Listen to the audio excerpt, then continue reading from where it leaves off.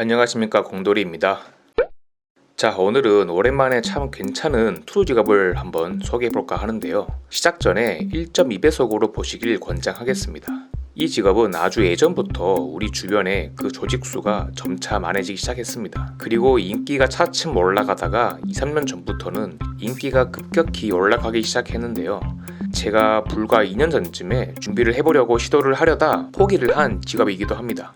앞으로 점점 지원자가 많아질 추세여서 이 영상을 보고 관심이 생기신 분들은 하루빨리 준비를 해서 지원하는 게 좋을 듯 하네요. 자, 오늘 소개할 직업은 바로 청원경찰 공무원입니다.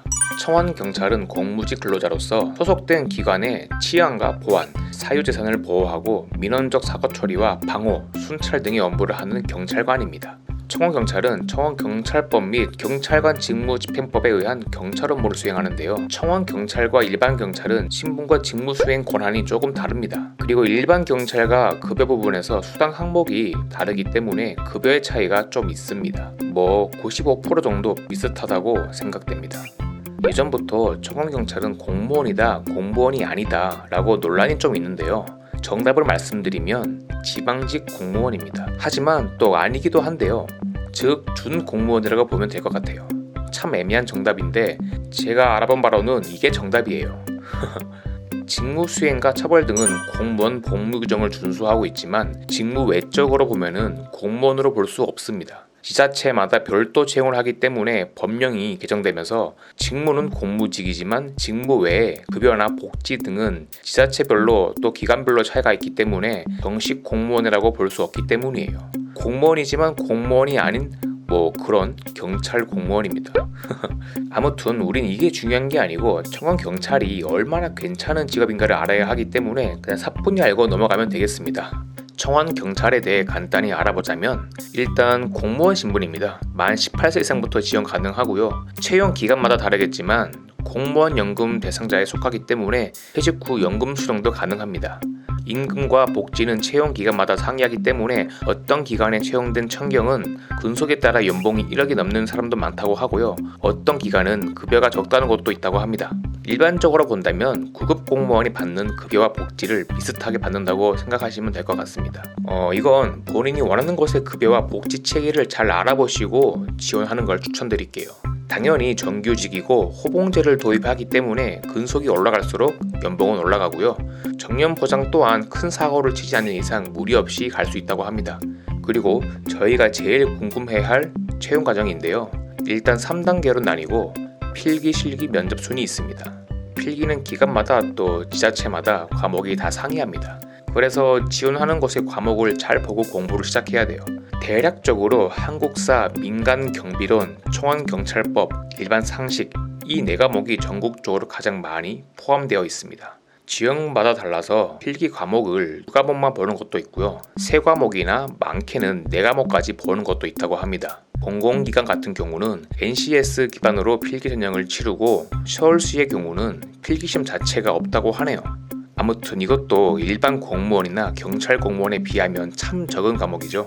필기시험 난이도 자체가 일반 공무원 직렬보다 훨씬 쉽게 출제가 된다고 하니까 빠른 사람은 1년 안에도 합격하기도 한다네요. 필기 난이도도 낮고 과목도 2-3과목 뿐이니 본인만 열심히 한다면 합격하기 큰 어려움은 없을 것 같네요.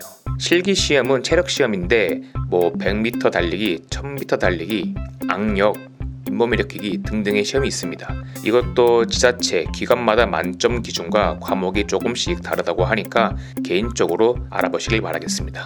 특수 직군이다 보니까 가산점 제도가 많이 활성화되어 있는데요. 공인 유단자라면 가산점이 붙는다고 합니다. 태권도, 유도, 합기도, 레슬링, 씨름 등등 격투체육 유단자나 공식 대회 입상자라면 2에서 4% 정도의 가산점이 붙는다고 하는데요. 경비 지도사 자격증을 갖고 있으면 5% 가산점이 더 붙는다고 합니다. 참고하시고요. 단점을 꼽으라면은 제가 알기론 호봉은 올라가지만 직급은 없는 걸로 알고 있습니다. 단점이라고 단점인데 이것 말고는 잘 모르겠네요. 자, 여기서 저 공돌이가 추천하는 청원경찰 채용 기관은 바로 해양수산부 소속 청원경찰입니다. 해양수산부 말고도 정부 청사나 시청, 국가기관, 일반 사기업이나 공기업, 특정 사업장 등 여러 기관에서 고용이 되는 청원경찰들이 있는데요. 이런 곳들은 청원경찰인 것도 있고 또 아닌 것도 있고 공무원 신분이 아닌 것도 있기 때문에 꼭 국가기관 또는 해양수산부 소속 청원경찰이라는 걸 확인하셔야 됩니다. 예를 들면 시중은행에서 보안 업무를 하시는 경찰분들 계시죠?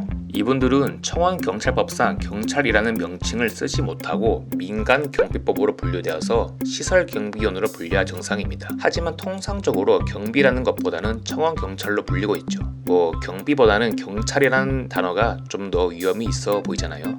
그리고 시중은행 말고도 사기업 업체 청경 같은 경우는 아직까지 민간인들이 그 청원경찰을 바라보는 시선이 그냥 단순 경비직으로 보는 경우가 많더라고요. 그냥 경비직으로 오해하시고 보는 경우가 많아서 청원경찰분들이 은근히 스트레스가 있다고 합니다. 대신 사기업체 청원경찰은 연봉이 지방직 청경보다 더 많이 받는다고 하네요. 참고하시고요. 그리고 국가기관 중에서도 해양수산부를 추천드리는 이유는 다른 기관의 청원경찰보다 해양수산부 소속 청경이 다양한 면에서 근무 처우가 낮다고 알려져 있습니다. 간단하게 초임 호봉 같은 경우에도 해수부 소속과는 다르게 행정안전부 소속인 정부청사 청원경찰은 군 호봉을 최대 3호봉까지밖에 인정을 안 해준다고 하고요.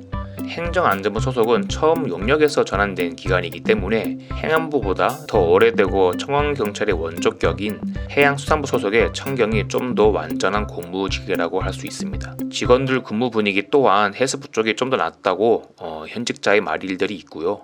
해수부 소속은 정말 경찰단 업무를 수행하고 근무, 복지, 연봉 또한 공무원과 거의 동일하며 이미지 또한 경찰이라는 이미지를 잘 수용하고 있기 때문에 근무 환경으로 보나 위용으로 보나 다른 국가기관 사기업체보단 좀 더 좋다고 개인적으로 판단합니다. 채용 경쟁률이 점점 세지기 때문에 그만큼 인기가 많고 사람들이 인정해준다는 뜻이겠죠. 해수부 소속 청경은 2019년 기준 249명을 채용할 정도로 채용 단위도 크고 정부 청사 또한 100명대로 웃돈다고 합니다. 2020년 평균 경쟁률이 11대 1로 일반 공무원보다 현저히 낮은 것으로 통계되었고 청사 모집 같은 경우는 거주지 제한이 없으니까 본인이 원하는 곳에 지원하시면 될 듯 합니다. 한 15년 전쯤이었나요? 경찰직 공무원이랑 교정직 공무원의 인기가 급격히 올라갔던 시기가 있었죠. 아마도 그때쯤으로 기억하는데 아무튼 중요한 건 그게 아니고 일반 행정직 국어공무원의 경쟁률이 비정상적으로 세지니까 당시 비인기 직렬이었던 공무원인 경찰, 교도관 등의 직렬이 근래에 들어서 너도 나도 들어가고 싶어서 난리가 났습니다. 그리고 지금 그 낌새가 최근엔 국가직으로 바뀐 소방직 공무원에게까지 전파되고 있죠. 몇 년 뒤면은 청원경찰도 경쟁률이 지금하고는 차원이 다를 거라고 생각됩니다. 다른 직렬의 공무원보다 아직까진 덜 알려진 공무원이기 때문에 지금 준비하시는 게 제일 빠를 때입니다. 요즘 전국적으로 자치경찰제가 점점 시행이 되고 있고 청원경찰에 대한 처우 개선도 앞으로 더 좋아질 전망으로 보이기 때문에 공무원이라는 인식이 점점 강해지는 걸 봐서는 평생 직업으로 지원해볼 가치가 충분한 것 같네요.